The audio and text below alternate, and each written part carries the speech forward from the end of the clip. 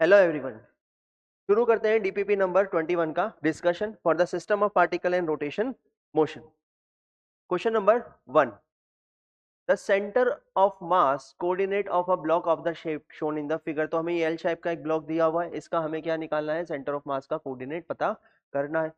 ये हमारा x axis है और ये हमारा वाई एक्सिस है और ये 0,0 पर हमने क्या ले लिया, ओरिजिन ले लिया। तो अब इस एल शेप की जो है वो फिगर को हम लोग दो अलग अलग फिगर में बांट सकते हैं। मतलब ये जो एल शेप की हमें बॉडी दी गई है, इस बॉडी को दो इंडिविजुअल इंडिपेंडेंट बॉडीज से मिल करके बनी हुई बॉडी मान सकते हैं। ठीक, तो यहाँ हम एक लाइन डाल देते हैं। यहाँ हमने एक लाइन ड्रॉ कर दी। तो एक तो हमारे पास ये बॉडी हो गई जिसकी लेंथ है एल और विड्थ है L/2, रेक्टेंगुलर शेप। और एक हमारे पास ये बॉडी हो गई जिसकी लेंथ भी L/2 है और विड्थ भी L/2 है, यानी कि ये स्क्वायर शेप की बॉडी हो गई। ठीक, तो अगर ये लेंथ L/2 है, ये लेंथ L/2 है, तो डेफिनेटली ये वाली लेंथ भी कितनी होगी, L/2 ही होगी। ठीक है, अगर इसका मास हम लोग m ले लेते हैं, बॉडी का मास हम लोग m ले लेते हैं, तो ये जो हमने रेक्टेंगल शेप में बॉडी बनाई है, इसका मास कितना हो जाएगा, 2m का मास हो जाएगा 2m, क्योंकि ये इससे जस्ट डबल है। ये एक रेक्टेंगुलर शेप है और ये दो रेक्टेंगुलर शेप, सॉरी ये एक स्क्वायर शेप है, ये दो स्क्वायर शेप से मिलकर के बनी हुई एक रेक्टेंगुलर बॉडी है। तो इसका मास m, तो इसका मास कितना हो जाएगा, 2m, डबल हो जाएगा। ठीक, तो हम जानते हैं कि इस इंडिविजुअल बॉडी का सेंटर ऑफ मास, इसका खुद का सेंटर ऑफ मास किसी पॉइंट पर होगा और इस इंडिविजुअल बॉडी का खुद का सेंटर ऑफ मास किसी पॉइंट पर होगा। और हम उन पॉइंट्स पर इस राइट हैंड साइड वाली बॉडी को सेंटर ऑफ मास पर इस पूरी की पूरी बॉडी का मास कंसंट्रेटेड मान सकते हैं। ऐसे ही इसके लिए भी एप्लीकेबल होगा। चलिए, तो ये जो हमने शेप बनाया है, इसका जो सेंटर ऑफ मास होगा वो कहीं ना कहीं इसके खुद के सेंटर पर होगा। और उसके कोऑर्डिनेट कितने होंगे, अगर ये L/2 है, डेफिनेटली ये कितना है, L/2, ये भी L/2। तो इसका जो कोऑर्डिनेट होगा वो x में होगा L/4 comma L/4 comma L। Clear, और इसका सेंटर ऑफ मास भी इसके सेंटर पर कहीं ना कहीं होगा और उसका लोकेशन होगा, ये कितना, L/2 plus L/4 means 3L/4। ठीक, L/2 प्लस L/4 कितना हो जाएगा, 3L/4।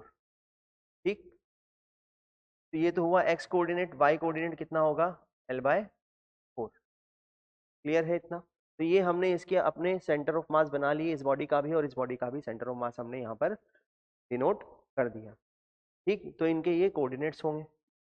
चलिए, अब बात करते हैं इस पूरी बॉडी के सेंटर ऑफ मास का। तो कंबाइंड सेंटर ऑफ मास, सबसे पहले हम x coordinate of centre of मास निकालने जा रहे हैं।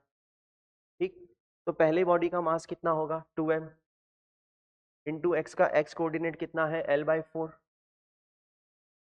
प्लस सेकेंड बॉडी जिसका मास है m और उसका एक्स कोऑर्डिनेट है 3L/4।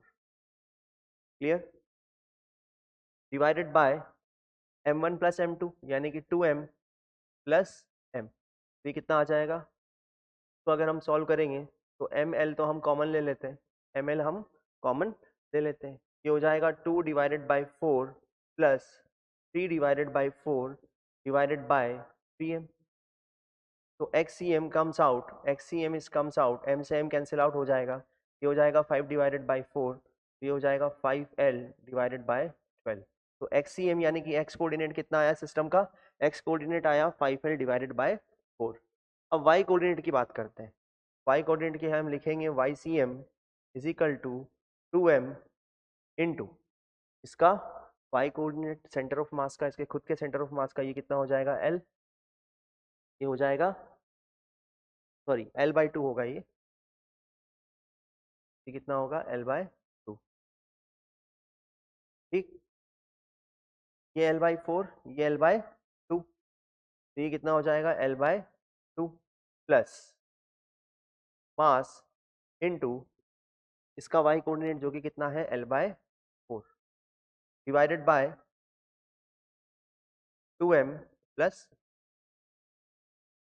क्लियर, चलिए, ये YCM कितना हो जाएगा, YCM is equal to ML, ये हो जाएगा 1 प्लस 1/4 डिवाइडेड बाय 3m।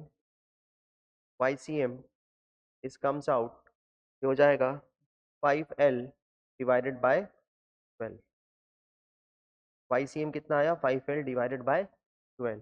तो इसका RCM सेंटर ऑफ मास का कोऑर्डिनेट कितना हो गया, सेंटर ऑफ मास का कोऑर्डिनेट हो गया XCM कॉमा YCM। तो हम लिख सकते हैं RCM, R centre of mass is equal to XCM कितना आया 5L divided by 12, 5L divided by 12। YCM कितना आया 5L डिवाइडेड बाय 12। ये हमारा आंसर होगा। तो हमने इस क्वेश्चन में किया कुछ नहीं, हमने इस पूरी की पूरी बॉडी को दो बॉडी में डिवाइड कर दिया इंडिविजुअल बॉडी में, और इस खुद की बॉडी के अपने अपने सेंटर ऑफ मास के कोऑर्डिनेट होंगे, और हमने इस बॉडी के सेंटर ऑफ मास के कोऑर्डिनेट पर इसका मास को कंसंट्रेटेड मान लिया कि ये इस पॉइंट पर जो इसका सेंटर ऑफ मास है, यहाँ पर एक पॉइंट पार्टिकल है जिसका मास इस बॉडी के मास के बराबर है। ठीक, और हमने फिर इस पूरे सिस्टम का सेंटर ऑफ मास कैलकुलेट कर लिया, जिसमें एक्स कोऑर्डिनेट अलग कैलकुलेट किया, वाई कोऑर्डिनेट हमने अलग कैलकुलेट किया। ठीक है, तो इसका L/4 होगा, एक्स और वाई कितना होगा L/2, क्योंकि ये पूरा कितना है L। क्लियर?